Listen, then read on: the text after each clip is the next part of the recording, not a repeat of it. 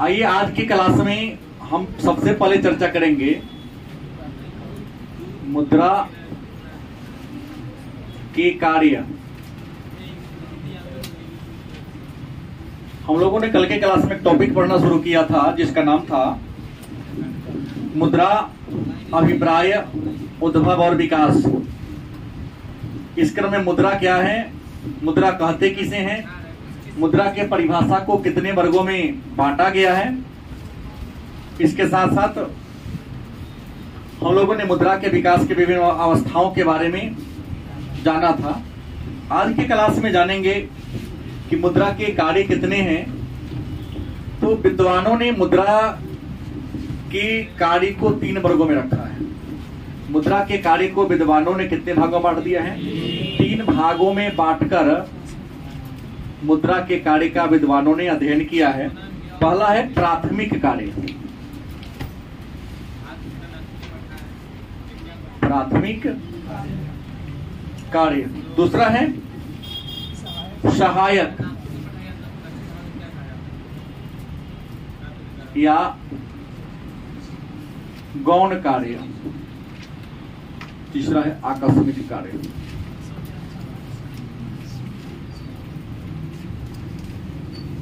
तो मुद्रा के कार्य को विद्वानों ने कितने वर्गों में रखा है? 3 वर्गों में। पहला कौन है? दूसरा, तीसरा कौन है?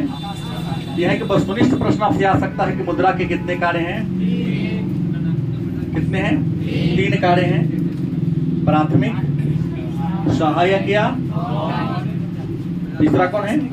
आकस्मिक। मन में होगा तो मुद्रा के प्राथमिक कार्य क्या है? तो मुद्रा के प्राथमिक कार्य 2 गो है। पहला विनिमय का क्या है? माध्यम। मतलब आप मुद्रा के द्वारा ही किसी वस्तु का खरीद बिक्री कर सकते हैं। अगर मुद्रा नहीं होगी आज के इस युग में तो आप किसी वस्तु को खरीद बेच नहीं सकते। और दूसरा क्या है? मूल्य का मापक। मूल्य का, किसी वस्तु का कीमत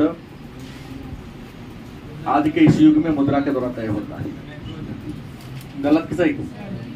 मुद्रा ही तय करता है कि वस्तु की कीमत कितनी होगी। और अलग बात है कि वस्तु की कीमत वस्तु में निहित उपयोगिता के द्वारा तय होता है। कम उपयोगी वस्तु की कीमत कम होगी, यदि वस्तु उपयोगी ज्यादा होगी तो उसका कीमत क्या होगा? ज्यादा होगा। सहायक कार्य की बात करें, ये दोनों का मतलब जानेंगे। मुद्रा के प्राथमिक कार्य कितने हैं? तो मुद्रा के प्राथमिक कार्य 2 गो। पहला कौन है? विनिमय का। विनिमय मतलब अदला बदली का माध्यम है मुद्रा।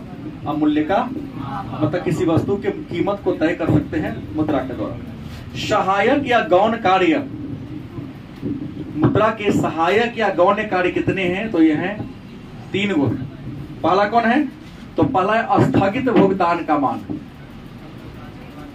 स्थगित भुगतान का,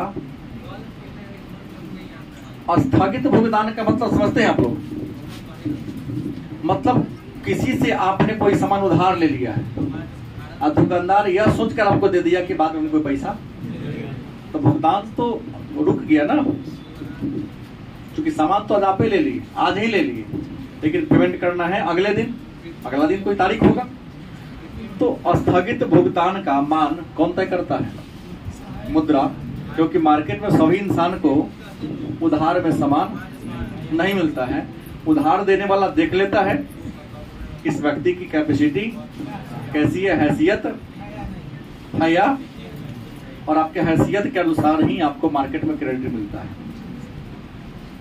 ज्यादा आपको गांव में प्रॉपर्टी आपकी ज्यादा है, लाखों रुपए आप कहोगे तो उधार आपको मिल जाएगा। लेकिन कुछ नहीं है तो सैकड़ों में भी आपको देने से क्या करेगा? पान वाले पान खिलाने से, चाय वाले चाय पिलाने से चकते। दूसरा इसका काम क्या है? तो मूल्य का संचय। मूल्य का संचय मतलब किसी वस्तु की कीमत को संचित करने का अगर पावर किसी में तो मुद्रा में। जैसे कहोगे कि मुद्रा कैसे मूल्य को संचित कर देता है? तो अभी जनवरी फरवरी में आलू का कीमत क्या था? सस्ता था, 600 से 700 का कुंटल था, 400 का भी था, ठीक है। तो जो भी पूंजीपति वर्ग के लोग थे उन्होंने क्या किया, आलू को बड़े पैमाने पर खरीद लिया और खरीद कर कोल्ड स्टोर में क्या कर दिया? तो आलू नहीं स्टॉक किया, अपना रुपया को स्टॉक किया। वो आलू स्टॉक किया कि मुद्रा स्टॉक किया? मुद्रा स्टॉक किया। देखा कि बैंक में रखेंगे तो ब्याज दर मुझे कम मिलेगा, 1 लाख रुपया का 1 साल में 4,000 रुपया ब्याज मिलेगा, देगा बैंक। लेकिन 1 लाख रुपया का यदि हम आलू खरीद लेते हैं तो भी 40,000 जरूर देके जाएगा। अरे नहीं, 40 कभी कभी हो ही जाता है। 4 रुपये खरीदा है या 500 के कुंटल खरीदा है, तभी 1500 के कुंटल बिक रहा है, नहीं बिक रहा है, ज्यादा है। हम मान लिए कि स्टॉकिस्ट 1500 का ही देता हूं, तो फिर भी 1 क्विंटल पर 1000 तो कमाया। तो हम लोग ठीक है तो बोले कि 1 लाख लगाएगा 40,000 कमाएगा, ऐसे बैंक में रखेगा तो 4,000 कमाएगा। लेकिन रिस्क है, यहाँ रिस्क है। जहां इनकम ज्यादा है, मुनाफा ज्यादा है, वहां रिस्क भी ज्यादा है कि कोई गारंटी नहीं है कि 16 रुपये हो ही जाएगा। नहीं, अचानक उसका कीमत घट भी सकता है, ज्यादा नहीं बढ़ सकता है। तो बिजनेस में रिस्क होता है नहीं। और तीसरा क्या है? तो मूल्य का हस्तांतरण। तीसरा क्या है? मूल्य का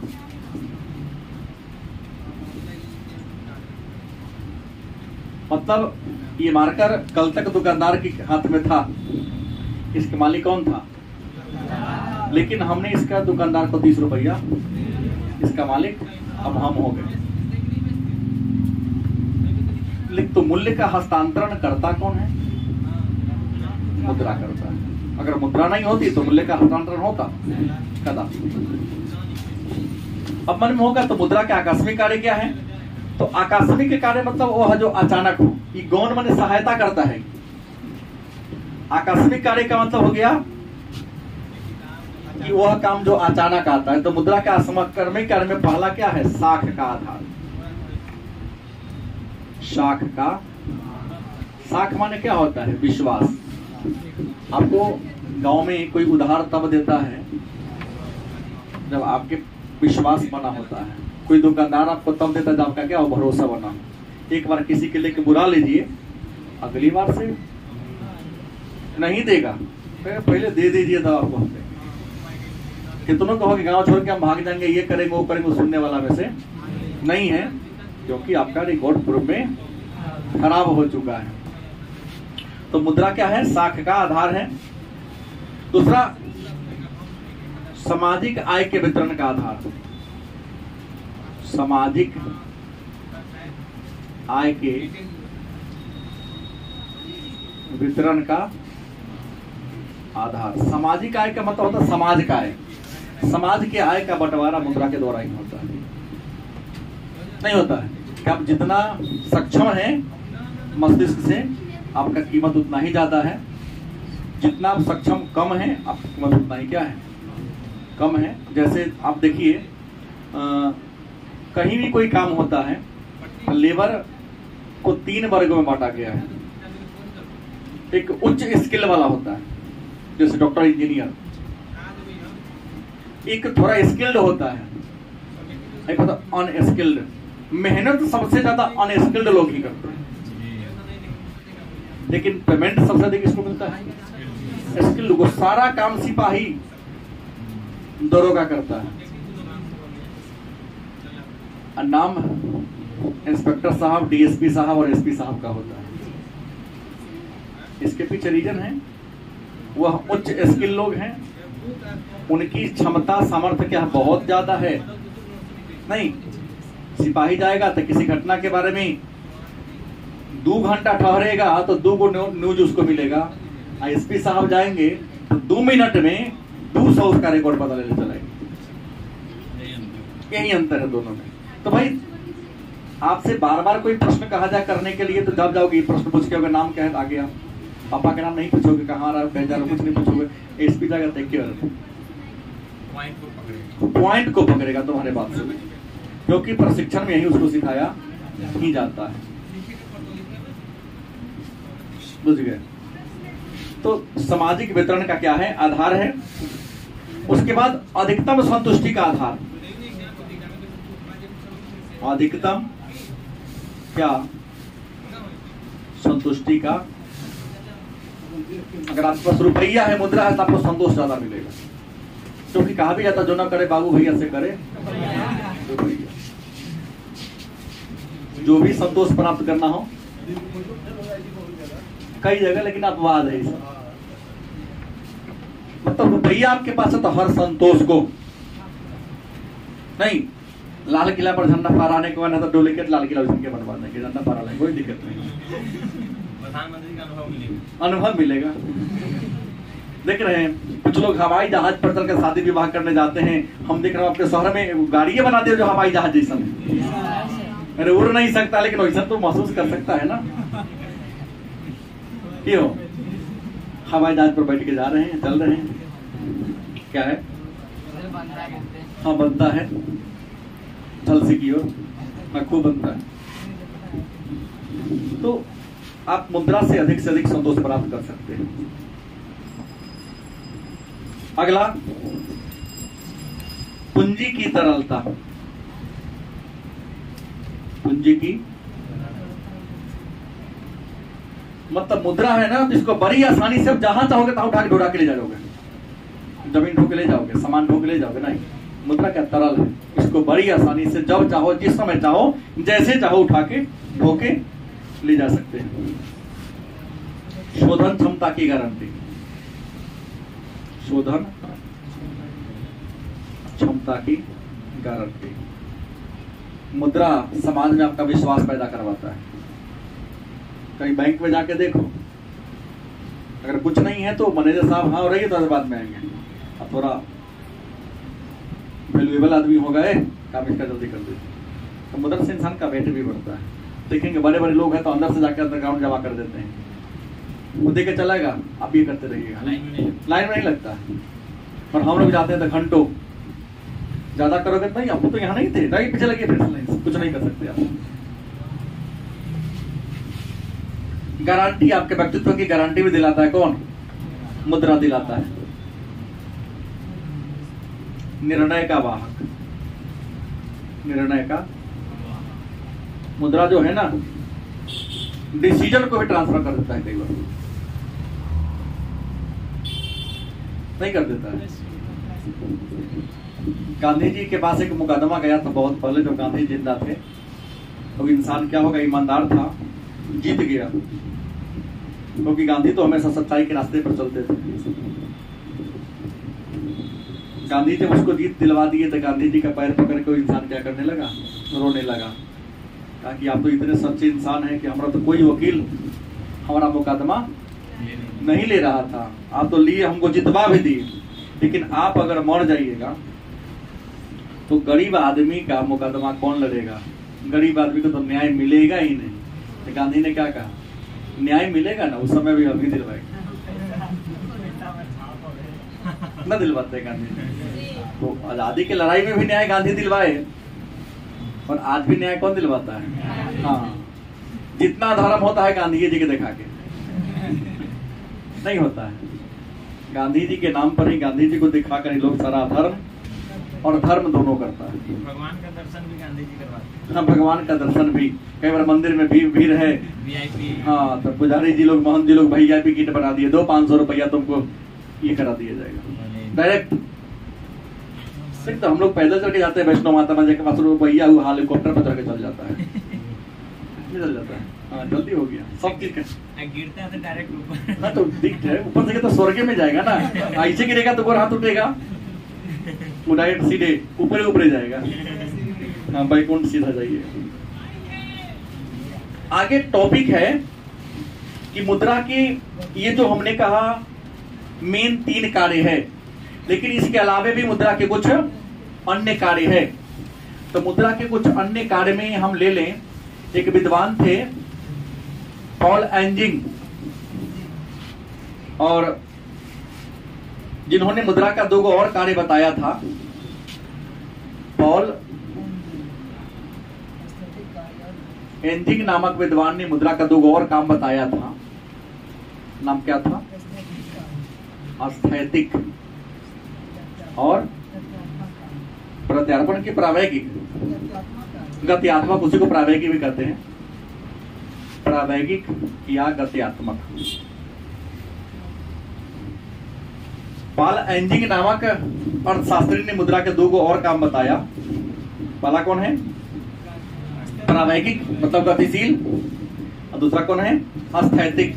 अब कहेंगे मुद्रा के अस्थैतिक कार्य कौन है, तो मुद्रा के अस्थैतिक कार्य को कुछ नया नहीं दिया, विनिमय का माध्यम, विनिमय का। याद रखेंगे, पूछा गया प्रश्न है मुद्रा किसने मुद्रा के अस्थैतिक और प्रावैगिक कार्य का चर्चा किया है? पॉल एंजिंग नामक अर्थशास्त्री ने। तो मुद्रा के अस्थैतिक कार्य में कौन होगा? विनिमय का माध्यम। दूसरा क्या होगा? मूल्य का मापक। तीसरा कौन होगा? मूल्य का संचय।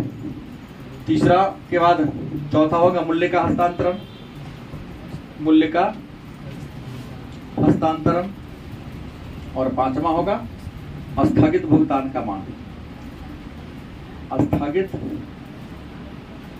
भुगतान का। 2 नंबरी प्रश्न आपसे आ सकता है, या वस्तु इसमें भी आ सकता है कि इसमें कौन मुद्रा का अस्थैतिक कार्य नहीं है। तो है कहेगो, मतलब दोनों को अगर जोड़िएगा ना, तो मुद्रा के प्राथमिक और द्वितीयक कार्य या गौण कार्य को हम अस्थैतिक कार्य कहते हैं। हमने यहाँ लिखा था ना, मुद्रा के प्राथमिक कार्य, इससे पहले पढ़ाया हूं, और मुद्रा के सहायक कार्य। तो प्राथमिक और सहायक कार्य को जोड़कर पॉल एंजिंग नामक विद्वान ने इसका नाम दे दिया अस्थैतिक। और प्रश्न, प्रावैगिक कार्य कौन है मुद्रा के? तो मुद्रा के प्रावैगिक कार्य में जैसे मुद्रा के द्वारा आय के स्तर का निर्धारण होता है। इंसान का जो इनकम होता है वो होता है, किससे होता है? मुद्रा के द्वारा। आय का वितरण भी कौन करता है? मुद्रा ही करता है। और यह मुद्रा के कैसा काम है? प्रावैगिक है। रोजगार का स्तर भी कौन तय करता है? लेकिन यह कैसा कार्य है? प्रावैगिक। कीमत स्तर कौन तय करता है? ये मुद्रा ही करता है। मुद्रा कम होगी तो कीमत डाउन होगा, मुद्रा ज्यादा होगा तो कीमत क्या होगा? ज्यादा होगा, मुद्रास्फीति आ जाएगी। तो याद रखना है कि प्रावैगिक कार्य में आय का स्तर तय करता है मुद्रा। मार्केट में मनी ज्यादा होगा तो लोगों का आय ज्यादा होगा, आय ज्यादा होगा तब सामान क्या होगा? महंगा मिलेगा। आय का वितरण मुद्रा ही करता है, लेकिन प्रावैगिक कार्य है रोजगार और कीमत भी करता है। अब प्रश्न है, तो मुद्रा के प्रकार वर्गीकरण करना है आपको। ये तो मुद्रा के काम हो गया। मुद्रा के वर्गीकरण, मुद्रा के रियल में वर्ग कितने?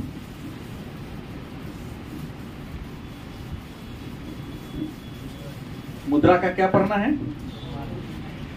मुद्रा का वर्गीकरण। मुद्रा को कितने वर्ग में बांटा गया है? देखिए, तो मुद्रा का वर्गीकरण 3 आधार पर किया गया है। कितने आधार पर? मुद्रा को कितने आधार पर बांटा गया है? 3 आधार पर बांटा गया है। पहला जो वर्गीकरण है उसका नाम क्या है? प्रकृति के आधार पर। प्रकृति के आधार पर। दूसरा वर्गीकरण है सामान्य स्वीकृति। सामान्य स्वीकृति या वैधानिकता क्या जी के आधार पर। और तीसरा क्या है? भौतिक रूप के आधार पर। भौतिक रूप के आधार पर। तो मुद्रा का वर्गीकरण कितने भागों में किया गया है? पहला का आधार क्या है? प्रकृति के आधार पर। दूसरा क्या है? तीसरा कौन है? याद रखें कि मुद्रा के वर्गीकरण कितने आधार पर किया गया है? अब सबसे पहले चलेंगे हम प्रकृति के आधार पर। किस आधार पर? ये जो प्रकृति है, प्रकृति के आधार पर मुद्रा के 2 प्रकार हैं। प्रकृति के आधार पर मुद्रा कितने प्रकार हैं? 2 प्रकार हैं। एक कौन है? वास्तविक मुद्रा। कौन है? वास्तविक मुद्रा। और दूसरा कौन है? हिसाब किताब की मुद्रा या हिसाब की मुद्रा। मतलब प्रकृति के आधार पर मुद्रा को कितने भाग में बांटा गया है? 2 भागों में बांटा गया है। पहला कौन है? वास्तविक मुद्रा। दूसरा कौन है? तो मन में एक प्रश्न होगा कि सर वास्तविक मुद्रा कहते किसे हैं? तो जो मुद्रा किस रूप में है, यदि उसी रूप में उसका चलन हो रहा हो, सिक्का सिक्के के रूप में, कागजी नोट कागजी नोट के रूप में चल रहा हो, नहीं समझे? मतलब जो रुपया आरबीआई ने जारी किया है, अगर उसी रूप में वह मुद्रा क्या हो रहा हो, मार्केट में क्या हो रहा हो, चल रहा हो, तो उसे क्या कहेंगे? कोई आया उसको हम चेक काट दिए तो वास्तविक मुद्रा नहीं होगा, तो सांकेतिक हो गया ना। चेक सांकेतिक मुद्रा है, वास्तविक मुद्रा 1 रुपया के सिक्का से लेकर भारत में 2000 के कागजी नोट तक। एक प्रश्न मेरे मन में उठ रहा है, हाँ 1934 के बैंकिंग अधिनियम चर्चा का, इसके बाद वही टॉपिक आना, आरबीआई आने वाला है। अब आपसे मेरे मन में एक प्रश्न उठ गया, 1 मिनट का मैं समय आपको दे रहा हूं कि भारत में जितने भी कागजी नोट हैं प्रचलन में, मूल्य के आधार पर कई प्रकार के कागजी नोट हैं। मूल्य के आधार पर भारत में जो कागजी मुद्रा है कितने वर्ग हैं?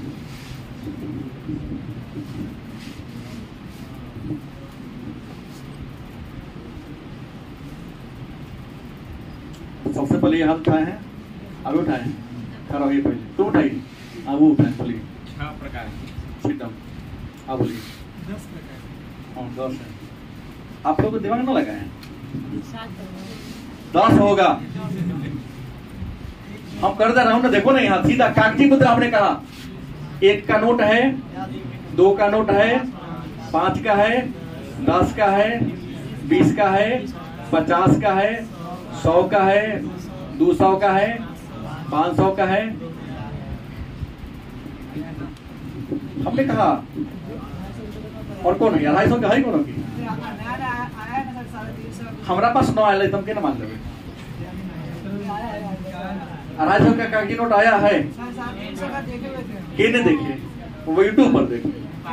हाँ तो यूट्यूब थोड़ी चलता है, यूट्यूब देश नहीं चलाता है, देश का मुद्रा आरबीआई कंट्रोल में है ना।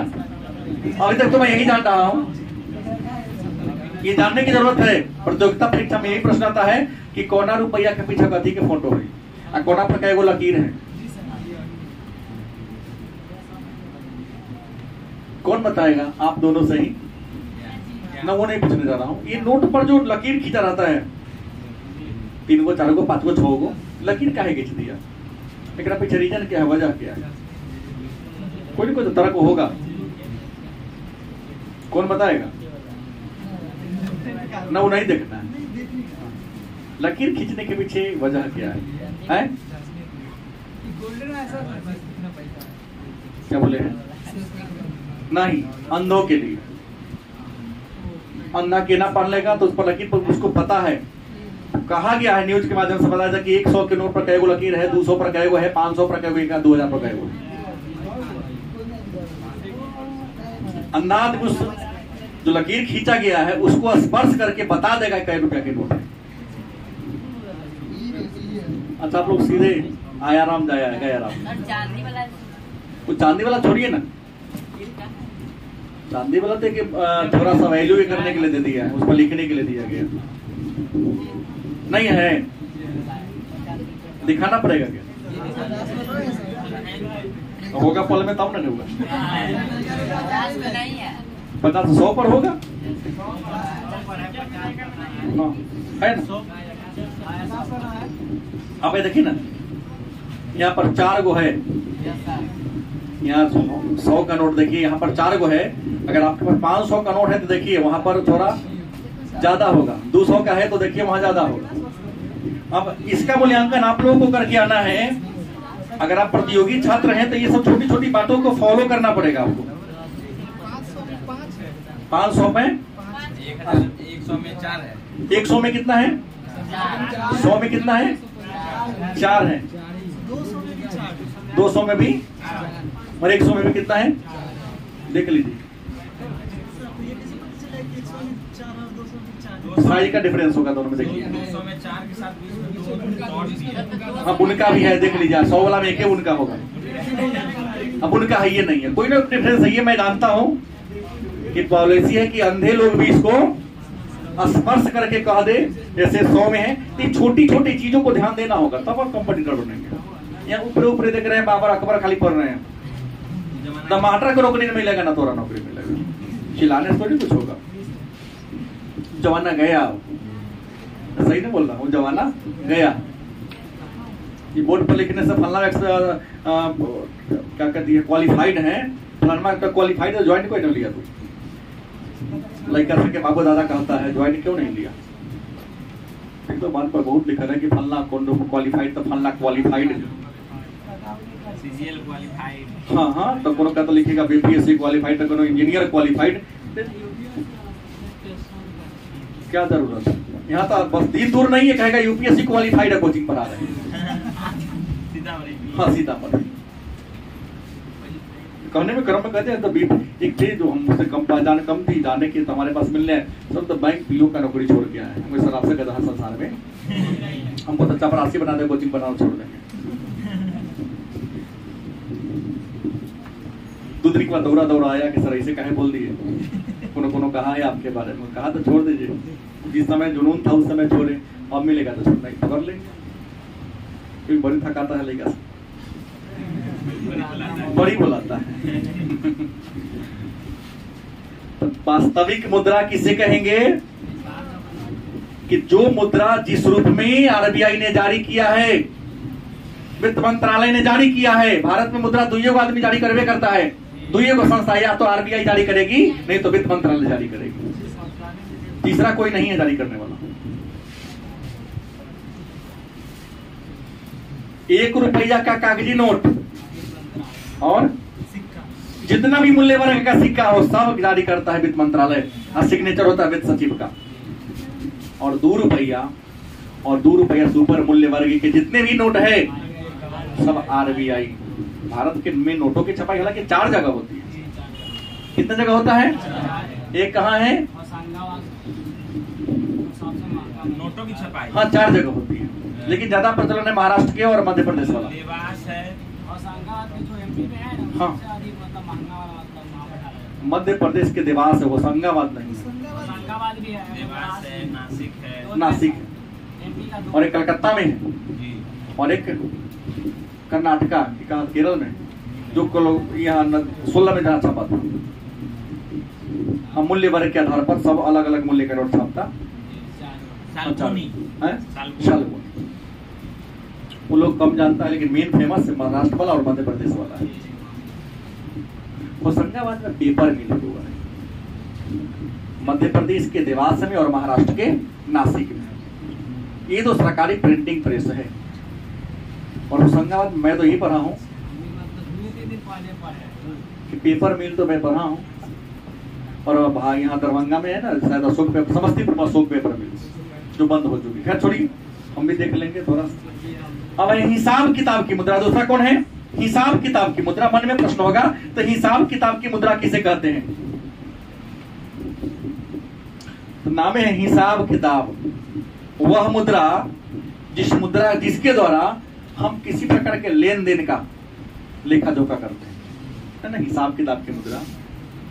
बैंक ने, सरकार ने जैसन मुद्रा जारी किया मार्केट में भेजा, वो मुद्रा वैसा ही चल रहा है, तो उस मुद्रा को क्या कहेंगे? लेकिन बड़े बड़े बिजनेसमैन ऋण की वसूली करने के लिए, वस्तु की कीमत को ये करने के लिए जिस मुद्रा का यूज करता है उसे क्या कहते हैं? हिसाब किताब की मुद्रा के नाम से। और भारत में हिसाब किताब की मुद्रा कौन है? रुपया और पैसा। कौन है? रुपया और, क्योंकि जब बिजनेस में जाओगे तो इतना रुपया इतना पैसा, इसमें हिसाब किताब में इनको भी ध्यान रखना। रुपया और पैसा जो है वो हिसाब किताब की क्या है? और रुपया में 100 प्रकार का रुपया आ गया। अब पैसा में 1 पैसा से लेकर 100 पैसा तक आ गया। 100 पैसा बराबर 1 रुपया। 1 पैसा से 99 1 पैसा से 99 पैसा। उम्मीद है समझ गए होंगे। अब है सामान्य स्वीकृति अथवा वैधानिकता के आधार पर। सामान्य स्वीकृति या वैधानिकता के आधार पर, तो सामान्य स्वीकृति या वैधानिकता के आधार पर मुद्रा के कई प्रकार हैं? 2 प्रकार है। प्रकृति के आधार पर 2 प्रकार मैंने बता दिया, लेकिन सामान्य स्वीकृति के आधार पर भी मुद्रा के कितने प्रकार हैं? 2 प्रकार। पहला है विधिग्राह्य मुद्रा, विधिग्राह्य मुद्रा। दूसरा कौन है? ऐच्छिक मुद्रा।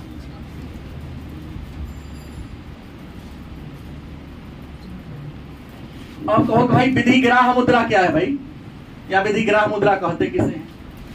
तो विधि माने कानून, ग्राह्य माने स्वीकार करने वाला, कि वह मुद्रा नहीं, वह मुद्रा जिसे सरकार ने कानूनी मान्यता प्रदान कर दिया है। ना लीजिएगा तो जेल में ठूस देगा। नहीं, सरकार ने जो मुद्रा जारी कर दिया, जिस पर आरबीआई का मोहर लग चुका है, वित्त मंत्रालय का मोहर लग चुका है, वो रुपया आपको लेना पड़ेगा कि ना लीजिएगा। तो जिस मुद्रा को कानूनी मान्यता क्या है प्राप्त है, उसे कौन मुद्रा कहेंगे? कुछ ऐच्छिक मुद्रा, कुछ ऐसे मुद्रा है जो मुद्रा के रूप में काम तो करती है लेकिन कानूनी मान्यता। दुकानदार को मन होगा तो लेगा, मन ना होगा तो न। छोटा वाला नहीं, हम यहाँ चेक लेंगे। अब बाद की बात मैं करूंगा, पहले तो ये जानो परिभाषा मैं दोनों का दे रहा हूं कि विधिग्राह्य मतलब वह मुद्रा जिसको कानूनी मान्यता 1 पैसा से लेकर 2000 के नोट तक भारत में विधिग्राह्य मुद्रा है। अब मेरे कहना पहले समझोगे तब ना। आप हमने क्या कहा कि भारत में 1 पैसा से लेकर 2000 के नोट तक विधिग्राह्य है, इसी में आता है। अब ये आगे का वर्ग बाद में देखा जाएगा। अभी तो जानो कि विधिग्राह्य मुद्रा हुआ है जिसको कानूनी मान्यता। कुछ ऐसे भी मुद्रा है जो मुद्रा के रूप में काम करती है लेकिन कानूनी मान्यता प्राप्त तब न जिसका मन होगा लेता है, जगह मन हमको होगा सर जी पैसा नहीं, पापा जी चेक दिए, हम ही ना लेंगे। तो दुनिया तक 110% फ्रॉड है। चेक दे देगा, काट के बैंक में से पैसे भी निकाल लेगा। वैसा छोटा है जो दिए हुआ है चेक, वो विद्यार्थी मेरा नहीं, विद्यार्थी ऐसा चीटिंग नहीं करता है। बड़ी प्रतिष्ठित अपने आप को कहता है, वो खाते बंद कर दिया। हमको नहीं, मेरे जैसे जैसे वो सैकड़ों लोगों के बेवकूफ बने ले ना है। शहर में जाएगा का छोड़ सा क्या करिएगा, वैसा बहुत होता है। जब अपनों को नहीं छोड़ा तो हम कौन बड़ी बात है। खैर मुद्दे पे आइए। ऐच्छिक मुद्रा वह मुद्रा है जिसको अगर आपको मन होगा तो लीजिएगा, मन ना होगा तो, लेकिन वो मुद्रा के रूप में काम। अब ये जो विधिग्राह्य मुद्रा है इसके भी 2 प्रकार की मुद्रा है। आप एक बार यहां चले गए थे। पहला कौन? सीमित। और दूसरा क्या है? असीमित। तुम यहां पर आ गया था सीधे, हम तो कहें पूरा परिभाषा देंगे फिर आगे बढ़ेंगे। विधिग्राह्य माने कानूनी मान्यता है, लेकिन कानूनी मान्यता में 2 प्रकार के मुद्रा है। कौन है? सीमित। कुछ ऐसा बाजार में रुपया है जो सीमित लेगा दुकानदार, कहोगे 2000 बिल हुआ 2000 सिक्का देंगे, दुकानदार कहेगा न लेंगे, तो ना पुलिस से किया कभी कुछ नहीं, पुलिस बिगाड़ेगा। तो लिखा है सीमित लेंगे हम। अगर आप 2000 का सामान लिए हैं तब 50 को सिक्का 20 को सिक्का दे सकते हैं। 2000 का सिक्का देंगे तो दुकानदार न लेगा, तो कोनो कोर्ट में जाओगे तो उसको कुछ ना होगा, क्योंकि ऑलरेडी 50 पैसा का, 25 पैसा का, 1 रुपया का जो सिक्का है वो सीमित विधिग्राह्य है। बैंक भी कहती है तो बैंक में जाओ ना, बैंक के नोट जारी कर ले, 2 लाख एक टकिया दो ना, कागज भरना देगा, वापस कर देगा। क्या है वो? मुद्रा है, लेकिन सीमित आप दे सकते हैं किसी को। बलजोड़ी 2 लाख का सिक्का नहीं देखते। बुरा पैसा तो ले ही लेता है लोग पे, नहीं तो धीरे धीरे गाड़ी खरीदता है जी लाभ से दे दे हमरा। और असीमित ऐसे नोट जिसको जितना मन देना हो, जो ना 2000 के नोट देना, अब तो बंदी हो गया ना कौतो करना ना लेके ना लेके।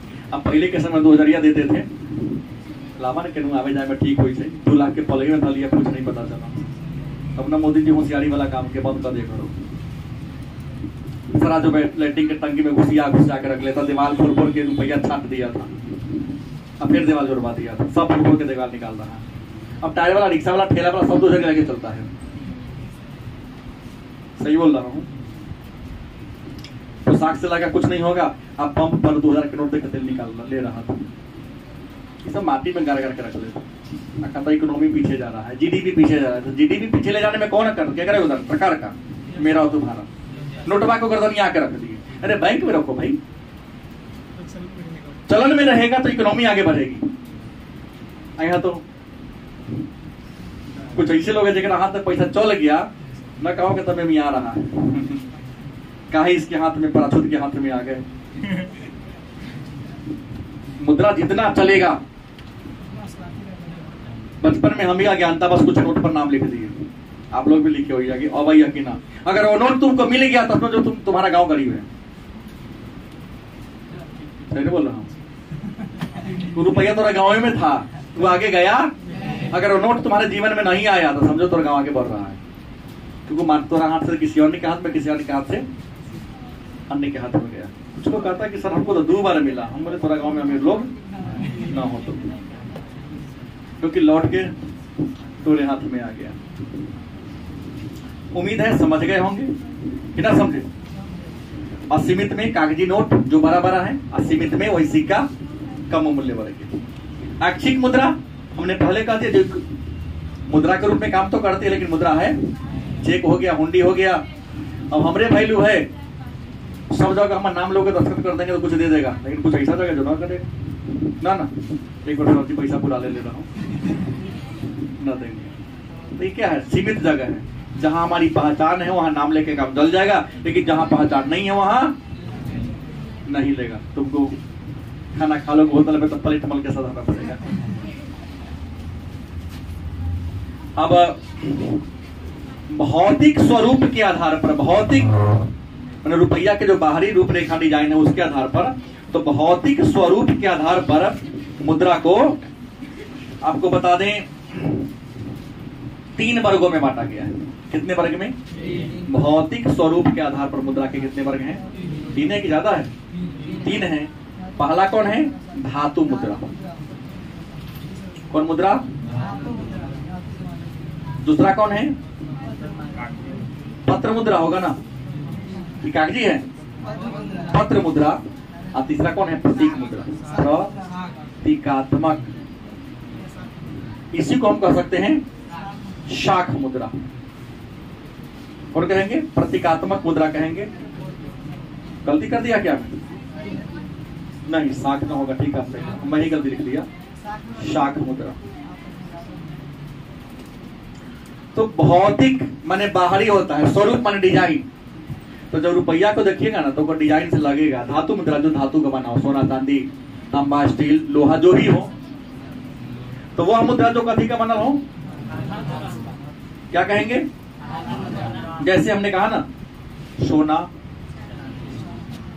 चांदी तांबा पीतल कांसा, डुप्लीकेट वाला लोहो को बना देता है। पंडकिया किसी का बहुत निकला था ना, जंग पकड़ लेता था। ये डुप्लीकेट है, सरकार लोहा वाला जारी नहीं करती है। तो वह मुद्रा जो किसका बना हो? धातु का बना हो, क्या कहेंगे? हाँ, ये धात्विक मुद्रा के 2 प्रकार हैं। कितने प्रकार हैं? ये जो धात्विक मुद्रा है इसके 2 प्रकार हैं। पहला कौन है? प्रमाणिक मुद्रा। कौन है? प्रमाणिक मुद्रा। और दूसरा कौन है? प्रतीक मुद्रा। और कहोगे प्रमाणिक मुद्रा क्या है? तो प्रमाणिक मुद्रा उस मुद्रा को कहते हैं जिसके द्वारा किसी वस्तु के मूल्य को आंका जाता है। वह मुद्रा जिसके द्वारा किसी वस्तु के या किसी के सेवा के मूल्य को आंक लिया जाता है उसे क्या कहते हैं? या वह मुद्रा जिसका अंकित मूल्य और वास्तविक मूल्य क्या हो? बराबर। न बुझे बात? अब पल में से एक सिक्का निकालो, इस पर लिखा कितना है? 1 रुपया। तो अंकित मूल्य कितना है? कितना है? अब वास्तविक मूल्य कितना है? ये कौन हो गया? अब प्रतीक मुद्रा, कागज के नोट पर लिखल है कितना? 50 रुपया। लेकिन उसको कागज को गला उला के जाओ तो 50 में बिकाएगा वो। लेकिन सिक्का के गला तो 1 रुपए का कीमत कर है। तो वह मुद्रा जिस पर जितना मूल्य, जिसका अंकित मूल्य और वास्तविक मूल्य आपस में क्या हो, उसे क्या कहेंगे, क्या कहेंगे, प्रमाणिक मुद्रा। और कहता है कि प्रतीक मुद्रा वह है जिसका अंकित मूल्य उसके रियल मूल्य से बहुत ज्यादा हो। चेक पर ले लो, लिख देगा 2 करोड़, तो चेक का वैल्यू कितना हो गया, लेकिन चेकवा पेपर का वैल्यू 8 बना ना होगा, उससे कम हो जाएगा। हाँ, क्योंकि बनाने में उसका लागत क्या होता है, कम आता है। और कौन है, पत्र मुद्रा। क्या हो गया, पत्र मुद्रा, जिसको कागजी मुद्रा भी, माने वह मुद्रा जिसको कागज पर छाप दिया जाता है, वह मुद्रा जिसको किस पर। और हमने कहा भारत में पत्र मुद्रा के कितने प्रकार हैं, 1 रुपया से लेकर 2000 तक भारत में, अभी वर्तमान की बात कर रहा हूँ, 10 मूल्य वर्ग के कागजी क्या है, नोट है। बहुत कम है, बाहर से आयात किया जाता है। उसका रंग भी इंडिया में बहुत कम बनता है, जर्मनी से, ऑस्ट्रेलिया से, इन देशों से आता है। यही ना बात है। फिर बताऊंगा, नोट जो कागजी होता है, 2 प्रकार के कागजी नोट होता है। एक बैंक नोट, एक करेंसी नोट। नहीं सुने हैं ना, करेंसी लेते जाइएगा थोड़ा सा। अब वो करेंसी क्या है, तो जो मुद्रा नया तरीका से छपा, क्या हुआ, नया तरीका से छप गया, उसे कहते हैं करेंसी नोट। नया अंक का, नया सब चीज नया होगा, उसका होगा नया, कागजों कर होगा। अब बैंक मुद्रा क्या है, तो रुपया का वैल्यू कागजी नोट का अधिक से अधिक 10 साल, 10 साल में चित्रा उड़ जाता है। तो आरबीआई कहती है नोट खराब होगा, अंक को इसका डिजिट रहना चाहिए, बाकी सब कट फट गया, कोई फर्क नहीं पड़ता है। मार्केट में कटे फटे जले सब नोट बदले जाते हैं। आपसे कमीशन पर लेता है आरबीआई, उसको फुल पैसा देके लेती है। उसी नोट को हार चूर के लुगदी, हलवा जैसे लुगदी बना दिया, और उसी नोट से पूरा नया नोट छप गया, उसी नंबर का छप गया, उसे कहेंगे बैंक नोट। तो करेंसी नोट वह नोट है जो नया तरीका से, नया कागज पर नया नंबर के साथ छपता है। अब बैंक नोट हुआ है जो पुराना नोट था, सड़ गल गया, उसी कागज को लुगदी बना दिया, पुनः उसी नंबर का नया नोट क्या हो गया, रिपेयरिंग नहीं होता, पूरा नया वो रहता है, बस पुराने कागज पर पुराने नंबर का छप गया, कोई दिक्कत। अब साख मुद्रा क्या है, तो व्यापारिक बैंक नहीं, अपने ग्राहकों के, अपने जमा के आधार पर अपने ग्राहकों को जो सुविधा देती है, उसी को कहते हैं साख मुद्रा। साख मुद्रा में चेक आ जाएगा, एटीएम कार्ड आ जाएगा, क्रेडिट कार्ड आ जाएगा, डेबिट कार्ड आ जाएगा, ये साख मुद्रा आते हैं। अब इतना बात हम लोगों ने पढ़ लिया, तो कल की क्लास में हम लोग आगे पढ़ेंगे कि श्रेष्ठ मुद्रा कौन है, मुद्रा का महत्व क्या है हमारे लाइफ में, मुद्रा का गुण क्या है, मुद्रा का दोष क्या है। और अगले ही क्लास में पढ़ लेंगे भारत मुद्रा की पूर्ति और माप, माने भारत में रुपया कितने वर्ग में है, वही M1, M2, M3, M4। आज तो नहीं हो पाएगा, ये मंडे के क्लास में हम लोग क्या करेंगे, पढ़ेंगे। आज इतना ही सोच